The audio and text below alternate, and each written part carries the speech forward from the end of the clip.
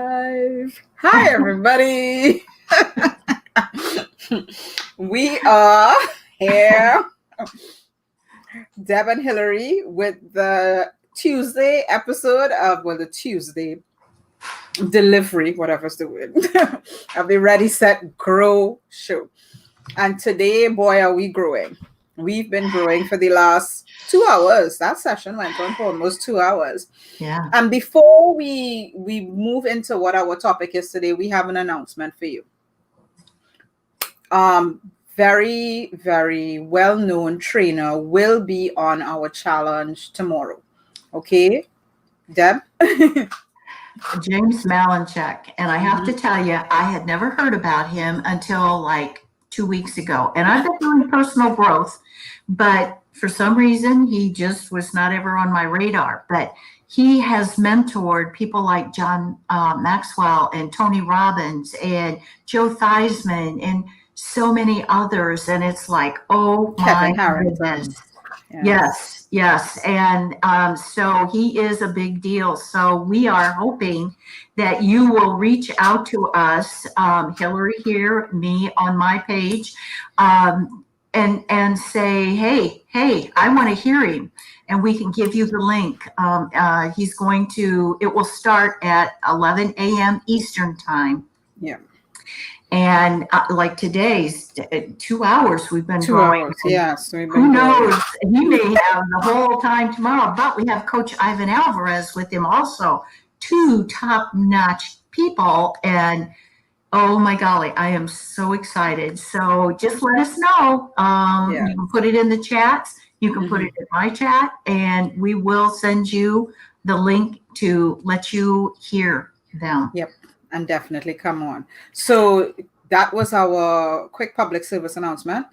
Now on to our topic today. Teamwork makes the dream work. All right. The power of a team. We already know that, teamwork really does make the dream work. And one of the things that really kind of brought home to me, this was a lot of people talk about teamwork and training in terms of the office setting or building a team, or if you have a business, and you're starting to build your team, and they don't think of all of this in terms of like when our trainer last night was talking about this, she mentioned this could be even used for your family. And I thought to myself, when I looked at some of the things, I was just like, that's so true, right? But there are certain qualities that we may not think about that really make for a good team. And there were quite a few, well, not quite a few, at least two that I realized you actually do need them when it comes to building your team. And we had a perfect example. You can go and find this video from Steve Jobs. All right, Steve Jobs, this video about the teamwork, right? And he was given a story about this guy who lived on his street and everything, and it really demonstrated that for teams to work, you're gonna have to have some bumping up, some conflict. It's not going to be a smooth ride. And I think that's why it resonated for me, Deb, and I don't know if it's the same with you, but when we talk about these 5 things, I think it's 5, 1, 2, 3, 4, 5, you realize that yes, that all of that happens in families, right? So we're going to talk about the 5 things that really make for a great team, and the first of them is trust. And what we're going to do, we're going through them, but the first is trust. When you think about it, in any team, if you can't trust the other person that you're working with, whether it's in your job, whether it's your home, whether it's building a network marketing company, if you can't trust that person, there's going to be a breakdown of the team instantly. All right. Now, the other thing that I found interesting, which was number 2, and Deb, you could jump in and say it, because conflict. Well, let me just add this to the trust part of it. We have to trust. We have to be vulnerable to our team members, which will grow their trust in us. When we are vulnerable to them, showing that we're not perfect, exactly, it helps their trust grow in us. And even when someone has trust, conflict can still happen, but you have to trust enough to work through that conflict. So that's the only thing I wanted to add to that. Yeah. Yeah, and actually what that leads to, when you don't ignore the conflict, because if you do, it's just going to get worse and worse and Right. worse, Worse and and worse. then you're not going to have a team. But if you engage in what our leader Master last coach. night Yeah. told us, productive conflict, and I'm like, oh, I've never heard that term before, but it made total sense. And that just basically means everybody, however many, if it's just one on your team or 20 on your team, everybody's sitting down. You're all going to be coming from different places, but you have to stay positive. You have to listen to what everybody has, whether it's your thoughts or not. Everybody has different thoughts because we're different people. Mm-hmm. But in order to make it productive, you have to have the right mindset to sit there and say, yes, we've got to work this out in order to move forward. Definitely. And one of the things that, I mean, funny example, but like with my kids, whenever there's conflict and one is fighting with the other, I say, okay, everybody sit down. We're not moving from here until you'll solve this problem, right? And there's going to be conflict in any part of your life, in any aspect of your life, but you have to use the conflict for the better of the whole team. All right. Conflict, what conflict sometimes reveals is that people are doing something, which is great, right? Because we always want people to do. Whenever you've got something to fix, it means that people are doing things. That's always a better situation to be in. All right. The other thing is that people have to be committed. All right. And you've got to be committed to the team, committed to the company, committed to whatever it is that you're committed to. With the team, because like Steve Jobs was talking about what computer was it that they did, the Apple.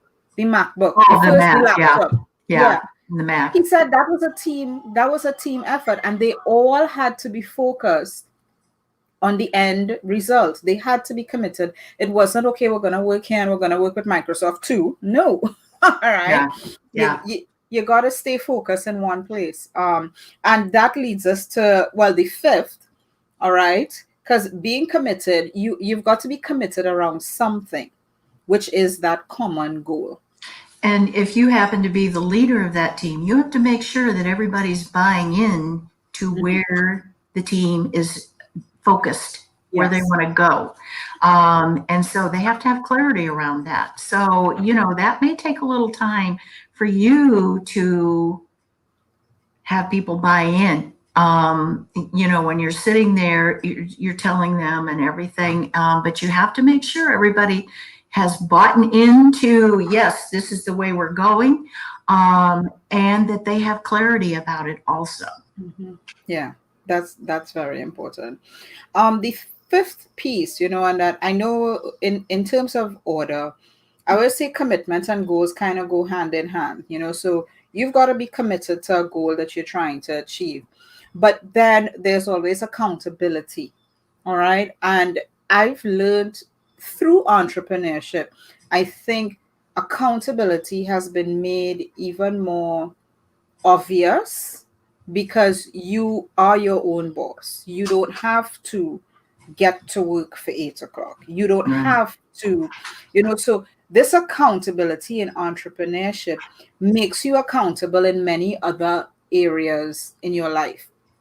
And a few years ago, I learned very early, well, not very early in this company, that accountability is nothing more than doing what you say you're going to do.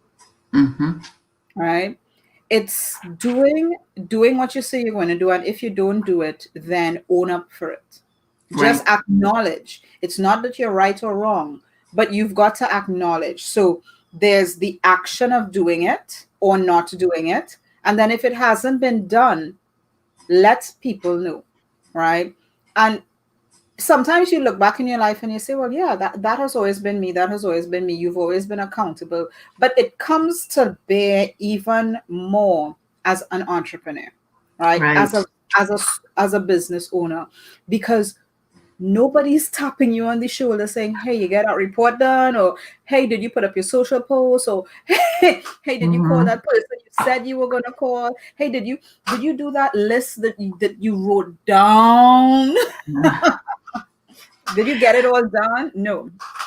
And what accountability does is it makes you a better person too, because you have your power list, you check them off as you do them, 3 to 5 things that need to get done to move you forward.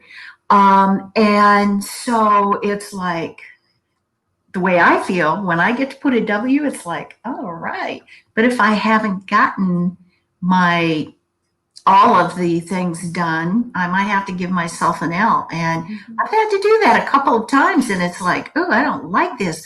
But what it has done, the accountability has done, is make me a better person, make me realize, come on, if you want to keep doing better, getting better, you got to keep moving forward. You got to stay accountable.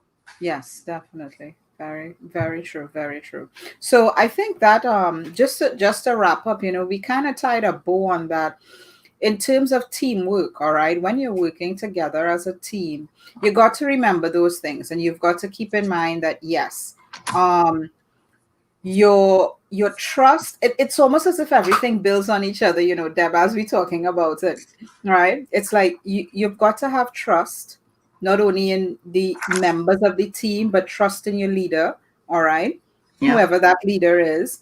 Yep. And you've got to welcome conflict. Conflict is a good thing, because if there's no conflict, it means nobody's doing anything. The team's going to go nowhere in a hurry. All Yeah. right.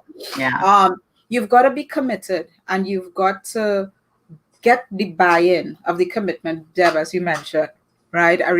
That one struck me as well, that getting buy-in from your team to be Hmm. committed. Because if it's one thing, I remember back in the days when I was working with Caterpillar, all right, one of the things that when they initiate us into the company, every company has this sort of like initiation. And Yeah. I still remember today, they said most companies, they bleed green for the money.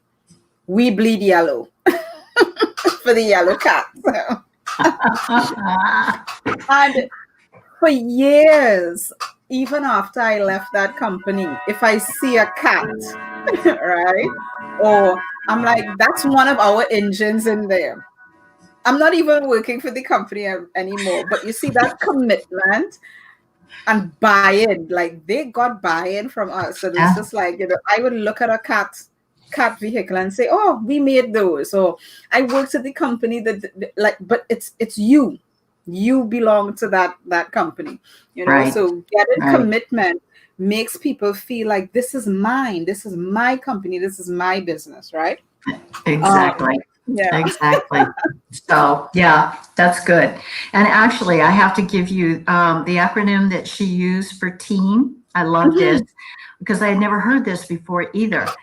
Together, everyone achieves more. And Yeah. so I'm like, oh my God, that is so cool. And Yes. actually, I'm going to have a meeting tomorrow with my team, and I'm going to bring this to them. And um, because we don't know each other, they've just joined me. I want Mhm. to get them to know each other.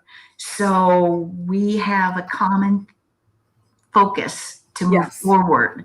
And so, but that acronym, I'm like, oh my gosh, together Yeah. everyone Everyone achieves achieves more. more. Yeah. Excellent. Well, thank you, everybody. Thanks for joining those who joined us live, and for those who are joining us on replay. Don't forget to drop a hashtag replay. And again, we are repeating our little announcement from the beginning.